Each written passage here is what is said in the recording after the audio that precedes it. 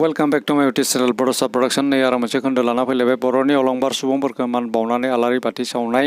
50 बोसोरसालिया जुथुम्मा दुलाराय बर' फरायसा खौसे आफाद जायगा बड'लेण्ड फोथार रौता नायबाय थाब्लानो जाबाय। बर' गेदेमा अलंबार सुबुंफोरखौ मान बावनानै आलारि बाथि सावनाय बर' हारिनि समाज राव थुनलाइ आरो हारिमु जौगानाय बिथिङाव बिहोमा होलांनाय बर'नि गेदेमा रुंसारि सुबुंफोर गिबियावनो आङो नैया 1844आवनो सुबेदार बेलमुं राम कसारी गुरुदेव कालीचरण फोरला बाबाजी जादब चन्द्र खाख्लारि सतीश चन्द्र बसुमतारी रुपनाथ ब्रह्म दारेन्द्रनाथ बसुमतारी पद्मश्री मदाराम ब्रह्म अनिराम बसुमतारी सीताराम चौधरी जयभद्र हागजेर सोरमोन इयुन ईशान चन्द्र मुसाहारि काली कुमार सुफिन प्रमोद चन्द्र ब्रह्म मोहिनी मोहन ब्रह्म कमल कुमार ब्रह्म अस्ताद कामिनी कुमार नार्जारी सानजारां लक्षेश्वर ब्रह्म रामदास बसुमतारी मनोरंजन लाहारी मुगानि आगदारि बालेश्वर बसुमतारी बिनेश्वर ब्रह्म जोहोलाव सोमला बसुमतारी प्रसन्न कुमार खाख्ला जोहोलाव नीलेश्वर ब्रह्म सनाराम थावसेन दलेश्वर बर' जोनोम थैनाय दलेश्वर बर' कनकसिं नार्जारी हरेन्द्र बसुमतारी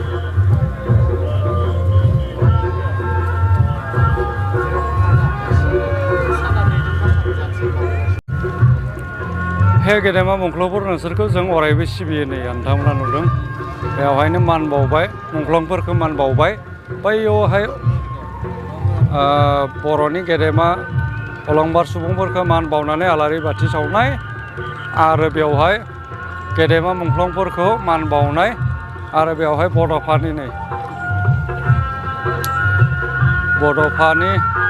बड'फाखौ बिबार बावनाय नै बड'फानि सावगारिखौ नोंथांमोना नुदों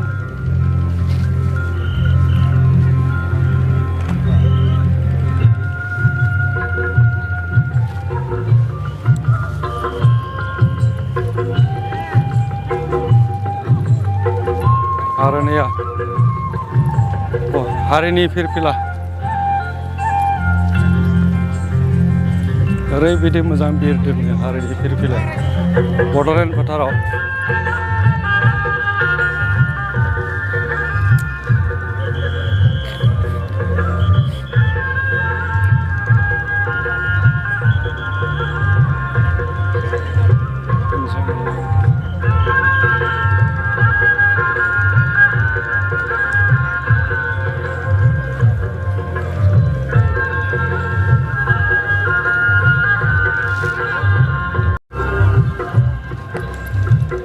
नै बड'लेण्ड फोथाराव नोंथांमोना नुदों फिरफिला बिरहोनाय मोखाङाव आं दंफैयो आरो आं दिन्थिनो नाजागोन बबे बेसेबां माने शिलं दालाय माने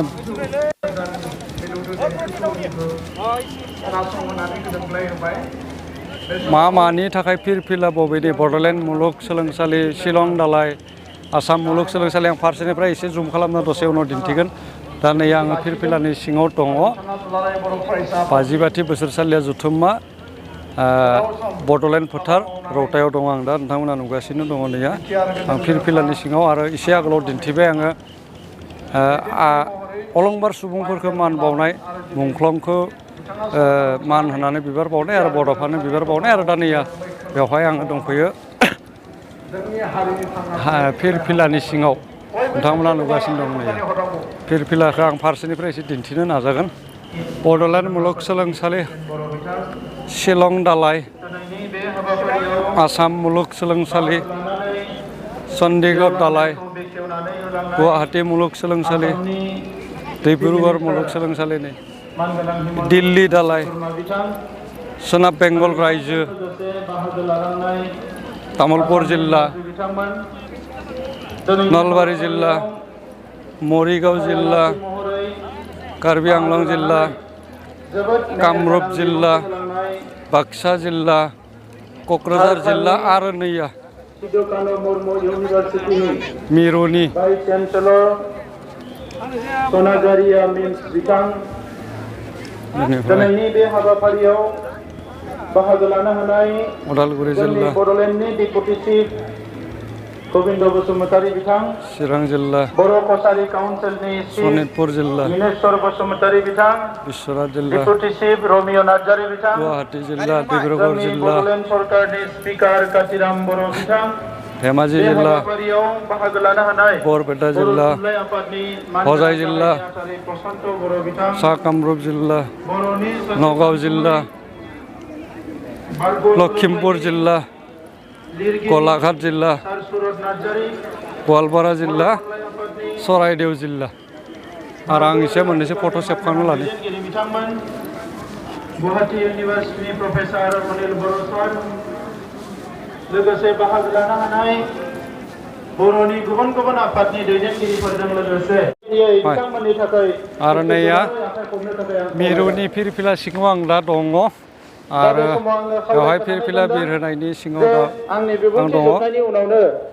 जोबोर मोनसे समायना नुथाय बेवहाय आरो दा CEM आङो आफादगिरि नेहाथारिखौ बरायनो थाखाय खावलायनाय जाबाय प्रमद बर' बिथाङा माने समान गोनां रायजोफोर बिबुंथि लाखिदों दिनै गोलाव खोनागासिनो भाषण दं होनांगौ दंबावो होननानै आं सानाखै नायबाय थाब्लानो जाबाय दिनै जारिमिनारि सान गिबि खेबनि थाखाय आसामनि चिफ मिनिस्टारा फैनानै दुलाराय बर' फरायसा आफादनि फट' क्लिक खालामाखै आङो जारिमिनारि हाबा मावबोनायखौ दिनै बेवहाय मा गणतान्त्रिक देशआव थायो क्रिटिसिजम खालामनायनि बयहाबो अधिकार दङ सोंखारिनोबो हायो एनालाइसिसबो खालामनो हायो नांनाय बाथ्राफोरखौ कनस्ट्राक्टिभ माने डिबेटबो खालामनो हायो सावरायनोबो हायो नाथाय एखमबा ओरैबायदि नुयो साफा सानै सुबुङा ससियेल मिडियाफ्राव ओरैबायदि खोथा बुंनानै होयो सोरबा सासे दैदेनगिरिया जानो हागौ खामानि मावनाया एसे स्ल' सोरनियाबा एसे फास्ट सोरनियाबा माने गुबुन स्टाइलजों खामानि मावो जों बाहेरायाव थानानै गासैखौबो जोङो सिदा नुहुरजोबो सब लागासिनो दं बेखौ जोङो साननानै लायो मानोना जारिमिना बेखौनो बुंनांदों आरो जारिमिनखौ लानानैनो जोंबो सानो बे हाया जोंनि आबै आबौनि बेवहायलाय सोरहाथो मोन्थाय दङ होननानै नाथाय मानगोनां रायजोफोर जारिमिना गसंनानै मानसिफोरनि खोथा बुंनो रोङा बियो जारिमिना बे लेखा बिलाइयावसो लिरजायो आरो जारिमिननि लेखा बिलाइखौ लानानैनो जुदि सरकारफ्रा सोलिनायमोनब्ला डिसिसन लानायमोनब्ला मुलुगाव रावबो हारिया दिनै सोमावसारनांनाय नङामोन दावहा नांनांनाय नङामोन दिनै मुलुगाव जेसेबां दावहा जादों जेसेबां जुजिदों बे गासैयावबो दिनै गावबा गावनि राइटखौ लानानै जुजिदों गावबा गावनि बाथ्राखौ बुंनो थाखाय मानसिफोरा रिभलिउसन खालामदों बायदिसिना दावहा नांनो गोनां जादों नाथाय बिनि उनावबो 10-15 जन सेंग्राफोरा सिलाय लानानै बहाबा सिगांनि हाग्रायाव थाहैनानै गिदिर गिदिर खोथा बुंबा दिनैनि दावहाखौ देरहानाय नङा आङो गिदिर लिडार नङा गोजोर लेखा गोरों मानसिबो नङा नै जौसाङाव दायो दङ CEM प्रमद बर'आ लेक्चार होगासिनो दं बिबुंथि लाखिदों आरो बे बड'लेण्ड फोथारावनो 55 बोसोरसालिया जुथुम्माजों लोब्बा लाखिनानै आरोबाव गुबुन मोनसे बाहागोआव जों थांनि दिन्थिफुंसालियाव एसे बेरायना फैनोसै नायबाय थाब्लानो जाबाय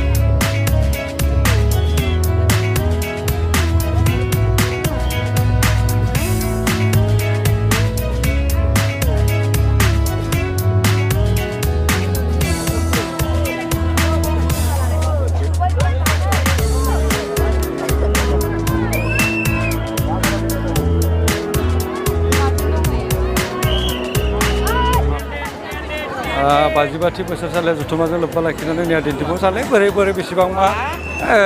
एसे हाबना नायनोसै बे नोंथांमोनाबो नायदों दिन्थिनोसै जेसेबां हायो नाजानि भिडिअ खालामना दिन्थिनि माबा नायलाय आदसा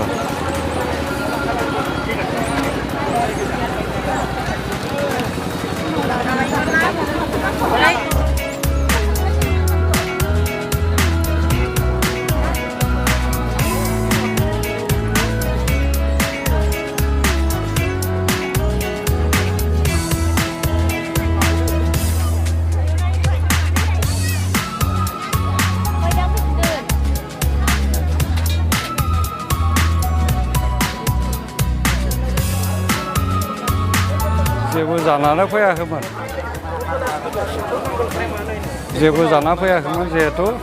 एसे जानि हाबैनि नै फास्ट फुड कर्नाराव मा दं नायहैनि फास्ट फुड कर्नार প্ৰথমতে কি অৰ্ডাৰ কৰিব লাগিব আপুনি কি খায় সেইটো ক'ব লাগিব ঠিক আছে চিকেন চাও দিবে পা Come on, chicken chow, chicken roll, papri chaat.